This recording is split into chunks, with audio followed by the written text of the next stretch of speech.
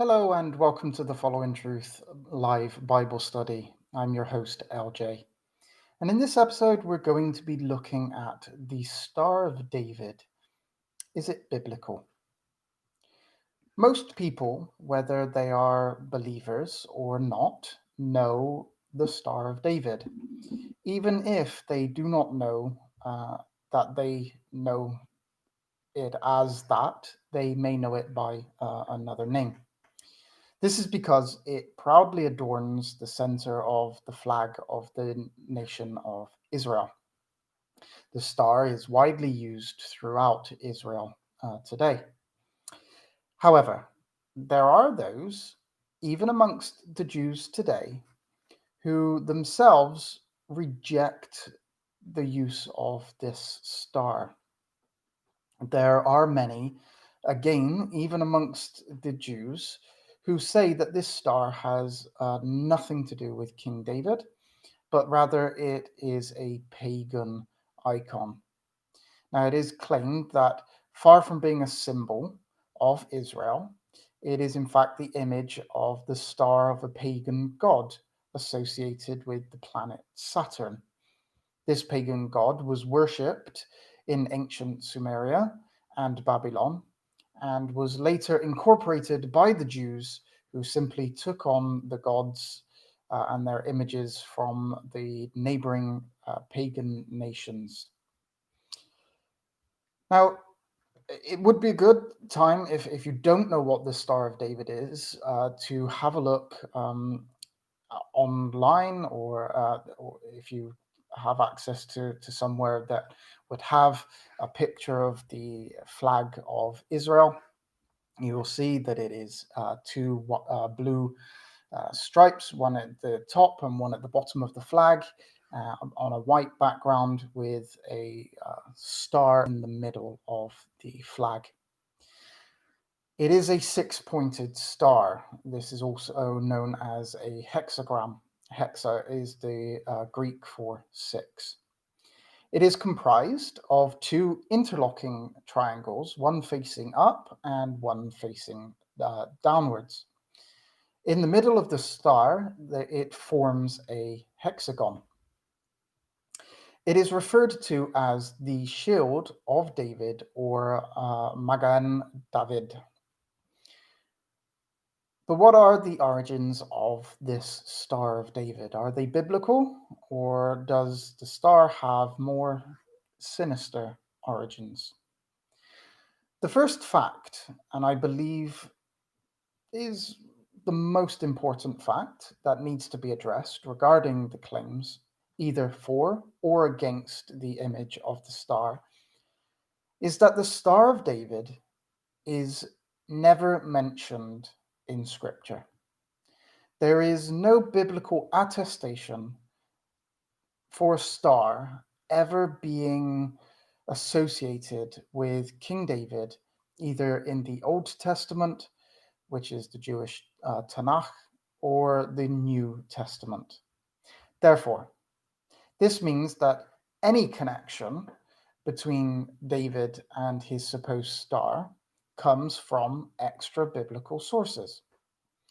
Now, normally, when a Jewish person appeals to something that is not found in the Tanakh, or they believe needs to be expounded upon further, they will almost certainly go to the Talmud uh, or other rabbinic literature. However, when it comes to Star of David, when we look at the extra biblical Jewish literature, the Talmud, surprisingly, there simply is no mention of this Star of David in this literature. There is no attestation to David and a star before the 12th century AD, which is 800 years ago.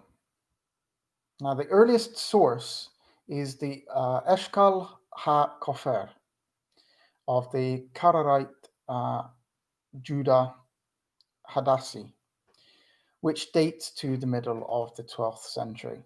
Now, I'll read you the extract from that. 7 names of angels precede the mezuzah: Michael, Gabriel, Gabriel, etc.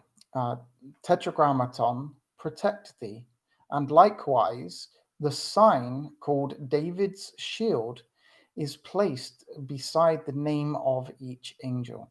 It was, therefore, at this time a sign on amulets. Now, the image of a hexagram, however, was found in a synagogue in Capernaum, dating from either the 2nd or the 3rd century AD. This is one of, but probably, if not, it is the oldest attestation of the star being associated with Israel. So we know that the image of the star was being used at least by some Jews around 1800 years ago. This is about 200 years after Jesus, maybe a little bit more than that if it's 3rd century, late 3rd century. This, however, is a long time after King David. And it is more importantly to state that the star was actually found alongside other images. Images of the pentagram and even a swastika on a frieze. Now, there is evidence that the swastika was in olden times, in ancient days, certainly didn't have the kind of connotations that it does today, being linked to the Nazi Party. And there are, I won't go into that here, but there is certainly evidence that the swastika didn't have those kind of evil connotations. Well, they certainly didn't with the Nazi Party not being around then, but it seems like the Nazi Party could have just taken this maybe innocent image and used it for themselves, and we shouldn't necessarily associate a swastika from ancient times with the same kind of evil connotations what we would today. There's simply nothing to identify the image, which was founded in Capernaum, as being anything more than decorative. And we must note that there is no identification of the star or the hexagram as being the Star of David. There's literally nothing in that there to link David with that star. The image of the star can be found on the oldest complete Hebrew Bible, which is the Leningrad Codex, which dates to around about 1008, 1009, so around 1000 AD anyway. The star was accepted by the Zionist movement in 1897 as its emblem. In 1948, the star was chosen to be incorporated into the flag of the new state of Israel. Its modern usage amongst the Jewish community has been attributed by some to the want by the Jewish people for a symbol that represented Judaism in the same way that the cross represents Christianity.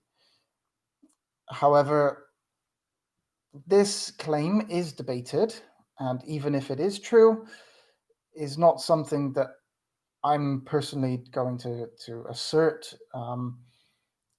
I don't think that there is enough evidence, or for certainly what I've looked at, I don't think there's enough evidence to support that claim. But I wouldn't say that it was untrue.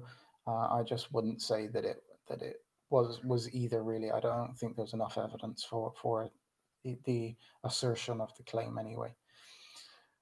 The star symbol, then, while it certainly has a history with Israel and is closely associated with modern Israel, cannot be linked back to King David. However, again, there is always a however. Although there is no biblical attestation to the star being associated to David, there are biblical attestations to Israel having used an image of a star in their worship of false gods. And we do actually see that in the Bible. In chapter 7 of the book of Acts, we are told that Stephen addressed the Sanhedrin. Acts 7:43. Yea, ye took up the tabernacle of Moloch, and the star of your god Remphan, figures which ye made to worship them, and I will carry you away beyond Babylon. Stephen very clearly states that Israel had a star image of a god, Remphan, and they used the image in their worship. Stephen, in chapter 7 of the book of Acts, also goes on a near chapter-long rant against the practices of the religious leaders, a rant that ultimately leads to him being stoned to death. Now, within this rant, this argument that Stephen refers is talking to the Israelites and the leaders. Stephen refers to the golden calf incident that Israel had made to worship in the wilderness. If we have a look at that, Acts 7:41. And they made a calf in those days and offered sacrifice unto the idol and rejoiced in the works of their own hands. Stephen then further states that God gave them up to worship the host of heaven. In verse 42, then God turned and gave them up to worship the host of heaven, as it is written in the book of the prophets, O ye house of Israel, have you offered to me slain beasts and sacrifices by the space of 40 years in the wilderness. So Stephen almost certainly is referring to the celestial bodies. Rather, when he's talking about the host of heaven, he's talking about the sun, the moon, and the stars. And Stephen is saying that God gave Israel up to their worship of these heavenly bodies, and we know for a fact that the pagans worshipped the planets and the sun and the moon and all of these types of things, and we know that the Israelites incorporated that into their own worship. The Israelites were very clearly worshipping the bodies in the heaven, the sun, moon, and stars, planets. God himself states they worship the sun, moon, and all the host of heaven. If we go back to the Old Testament and have a look at Jeremiah chapter 8, verse 1, at that time, saith the Lord, they shall bring out the bones of the kings of Judah, and the bones of his princes, and the bones of the priests, and the bones of the prophets, and the bones of the inhabitants of Jerusalem, out of their graves, and they shall spread them before the sun and the moon and all the host of heaven, whom they have loved and whom they have served, and after whom they have walked, and whom they have sought, and whom they have worshipped. They shall not be gathered, nor be buried. They shall be for dung upon the faces of the earth. So the Israelites clearly worshipped the heavenly host. And when we talk about the heavenly host, some people like to say that these are the angels, that the heavenly host that the Israelites worshipped were angels and fallen angels. But quite clearly, the Bible states that they worshipped the heavenly host, which is linked to sun, moon, stars, planets, these types of things. Now, we know for a fact that the pagans as I said, did this, such as the Sumerians, the Babylonians, the Egyptians, the Grecians, the Romans. They all worshipped gods associated with the heavenly bodies, including Saturn. Israel was warned about following the pagans and the way in which they worshipped their gods in Deuteronomy 12:30. Take heed to thyself, that thou be not snared by following them. After that they be destroyed from before thee, and that thou inquire not after their gods, saying, how did these nations serve their gods? Even so will I do likewise. But we also know that Israel did, in fact, not keep this commandment. They did follow the ways of the pagans many times, and God punished them for doing so. They were sent into the Assyrian captivity for this, the Babylonian captivity. They were taken in. So many times God punished them for their worship of other gods and their forsaking Him and going after the gods of these pagans that they worshipped all of these, the heavenly host. Now, we're going to go back to Stephen, and it was after he had stated these things that it's then that he refers to the image of the star of the god Remphan in verse 43. So, as already stated, Stephen says that Israel had adopted a god called Remphan and used the image of the star in their worship of that god. Remphan was a god that was possibly linked with Saturn. Stephen, in this verse, is actually referring back to the Old Testament reference of the image of the star being made to the god. I'm going to say Chion, but it may be Chayon, which is found in the book of Amos 5:25. Have ye offered unto me sacrifices and offerings in the wilderness 40 years, O house of Israel? But ye have borne the tabernacle of your Moloch and Chion, your images, the star of your God, which ye made to yourselves. Therefore will I cause you to go into captivity beyond Damascus, saith the Lord, whose name is the God of hosts. Now you can see quite clearly here that God even is stating that because of their worship of these gods and the star of your God, that was one of the reasons why they would go into captivity. And the captivity beyond Damascus. And so quite clearly the Bible refers to this. Now, Chion, something like this. In the Hebrew, it looks like Chion, which was the heathen pagan god who had links to the planet Saturn. That's what the Strong's actually states about that. It must be noted that God stated that because of the use of this image, that they were going to go into their captivity. And the use of the star image was obviously something that was most seriously condemned by God. Now, in Acts, God is stated as having said, and I will remove you beyond Babylon. It could be this is a reference to the fact that Israel had taken with them, the star god that was worshipped in Babylon. Verse 43 does state, you took up.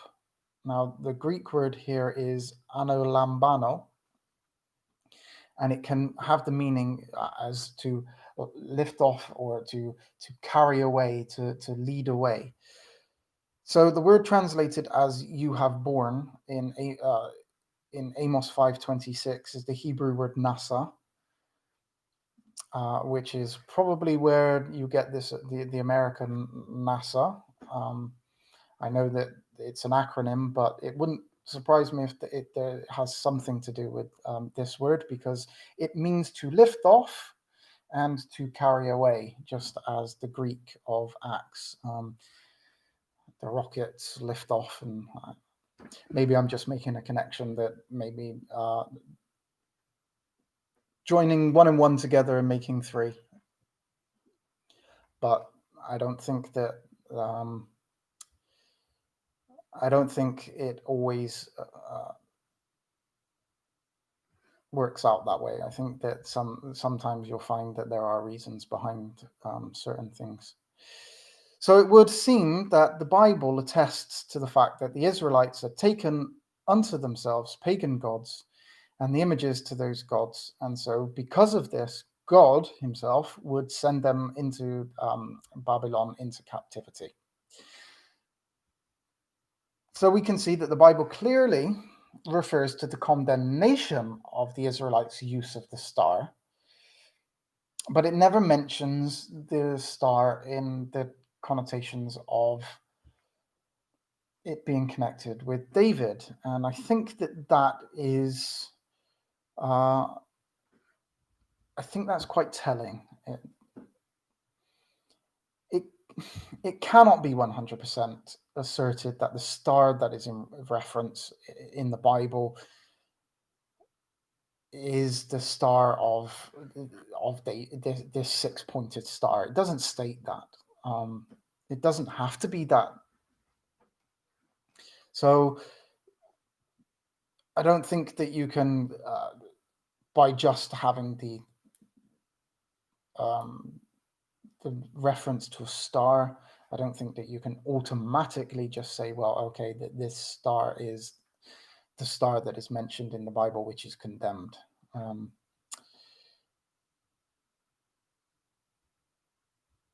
You have to take that into account if you're going to be honest. And the problem with a lot of this kind of study is that people either have preconceived beliefs, or they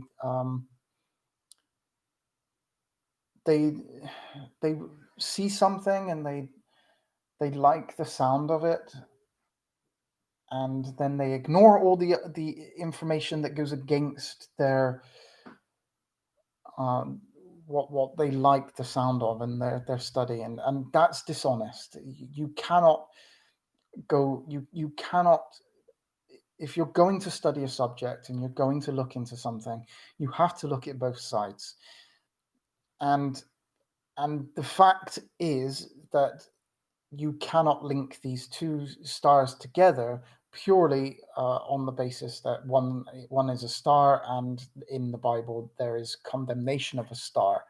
While it certainly is evidence,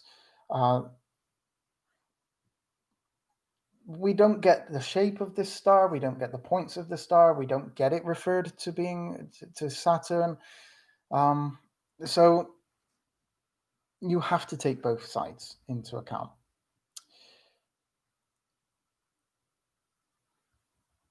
And you have to look at what the Bible states, and you can't ignore Bible attestation. It's simple as that.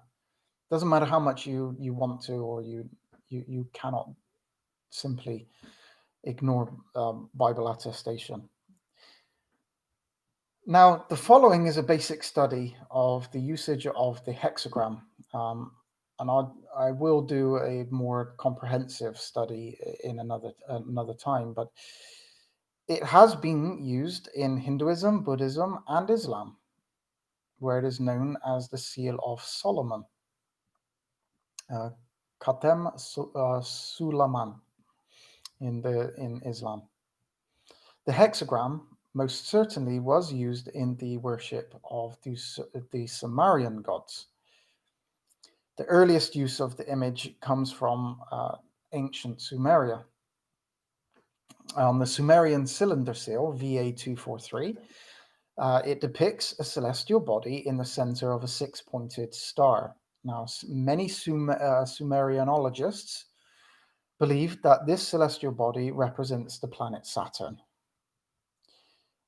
This image is then surrounded by 11 other stars or planets, or the host of heaven. Now, the seal dates to somewhere around the 3rd millennium BC, so around about 2,500 to 3,000 years before Jesus, and about 4,500 to 5,000 years old from now. This is a long time ago. And it's a long time before Israel had ever become a nation. The Sumerian Empire later became the Babylonian Empire. Both ruled in the region of Mesopotamia. Now, it has been shown that on the north pole of Saturn, by NASA, there is a permanent storm that makes the shape of a hexagon. Interestingly, geometrically, the hexagon, the shape inside the center of inside the hexagram, makes a cube. The cube is also a symbolic representation of Saturn. Now, I don't know if anybody is, if you're familiar with the film Transformers.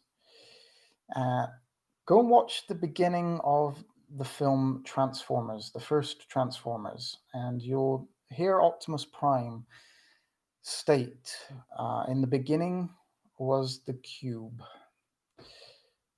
In the beginning, there was God. But in the beginning of Transformers, I'm 1 and 1, 3, but it's something to think about. It cannot go without mentioning that the hexagram is used in the occult and occultic rituals. It is. Just as the pentagram, the hexagram is used for conjuring spirits. It is often attributed to the 7 old planets outlined in astrology. In the book, The History and Practice of Magic, Volume 2, the 6-pointed star is called the talisman of Saturn, and it is also referred to as the Seal of Solomon, which is the Seal of Solomon is attributed to Islam. In the occult, to put a hex, which is the Greek 6, hex, on a person is to put a curse upon them. The hexagram is very prominent in Jewish Kabbalah. While it also has what I would do here, I can't show you, but on my website you will see a picture of you can look at my website, www.followingtruth.com, and have a look at this study. You will see there a picture of an amulet that has a magic square. While it has the image of a hexagram. The magic square is comprised of 36 smaller squares. If you add the numbers of any column horizontally, vertically, diagonally, they all equal 111. So the 6 columns, when you add them up vertically, horizontally, or diagonally, those 6 columns become 666.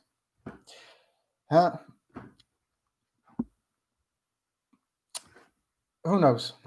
Biblically, the man that is linked to the number 666 is actually King Solomon. 1 Kings 10:14. Now the weight of gold that came to Solomon in 1 year was 666 talents of gold. 666 talents of gold. Now we know that the 666 is the number of the beast.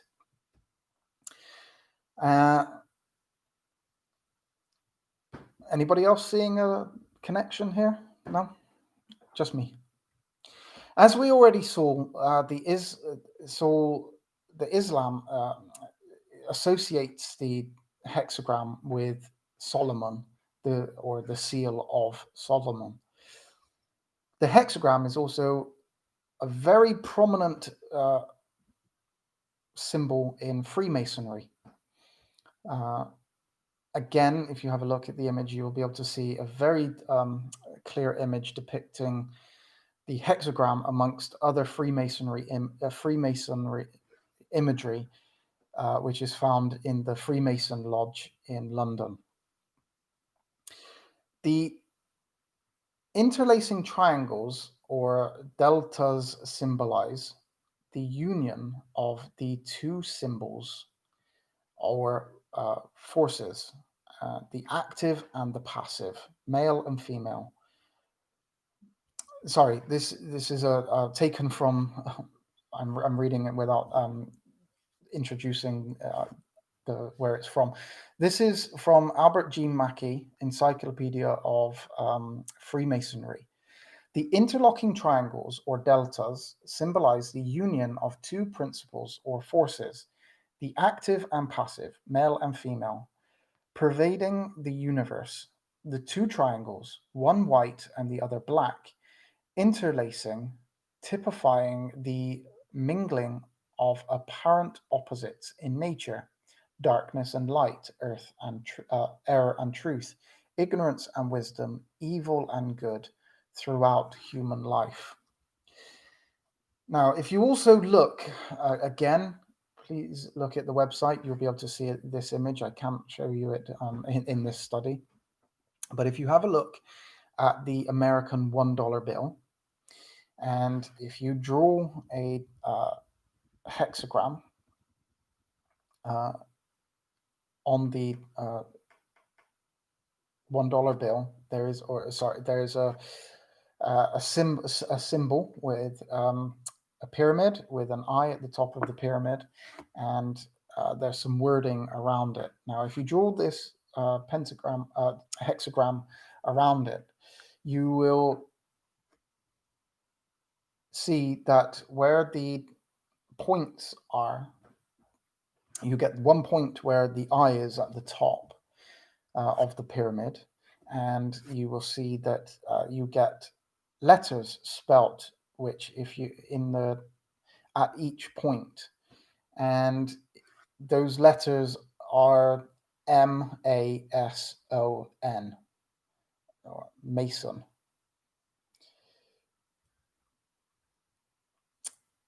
Now, very clearly, if you overlap the image with a hexagram, like I said, the letters contained within the points are Mason, and this may be a coincidence.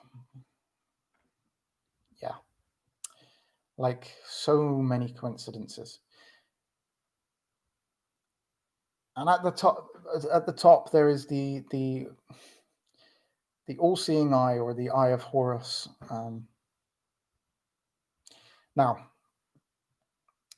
also on the seal of America, the 13 stars make up a hexagram. The image of the hexagram is also found upon one of the all of these images are on my website. Go to the Star of David study, and you'll still see all of these images there. Now, the image of the hexagram is also found upon one of the hats of the Pope. Here it is. The image is there on his hat. I think that's John Paul in the image. I think it's John Paul II. I don't really know my popes. I should do, but I don't. I don't really follow the Catholic teaching and popes that much. So although we cannot categorically say that the image of the Star of David was what was used by Israel in their worship of false gods, and anyone that states that it was 100%, it is the star that is today of Israel is that star that they worshipped. If anybody states that, they are making an assertion. It's an assertion that is based on evidence, or linking things together, but and it very well could be. I think there's a good chance that it is, but you cannot say for fact. It's just impossible. There's just not enough evidence to say that. There is no biblical or Jewish attestation to the image, or in fact the Star of David by name being linked to David in the Bible. Now, again, anybody that states that there is, anybody that states that this is the Star of David is making an assertion. It is not a biblical claim either. What can be proved is that the hexagram most certainly has been used and is used by other religions. And it certainly has connotations and connections to ancient pagan god worship. And it certainly has connections to the occult and Freemasonry. These are facts. But that does not necessarily mean that the Star of David, in the use by Israel, has any connection to any of that. Again, while it's I think that there is good reason to believe that it is. I think if we want to be honest, and we should be honest, and we should try to be honest in our studies, I don't think it can be proved. So is it biblical? No. That's a fact. Is it evil? I don't know. I'll let you make up your mind. Thank you very much for watching. I hope you've enjoyed this study. If you have, please give it a thumbs up. It really does help. And if you haven't subscribed, please subscribe. It really does make a difference to my channel. And if you would like to support me in any way, you can do so through Patreon. There's a link in the description. If you have any questions about this study or any other study that I do, please feel free to email me, lj@followingtruth.com. I always try to respond to anybody that sends me emails, as long as they're constructive and you're interested and you're not just attacking. I will try to respond. Okay, thank you very much for watching. Shalom.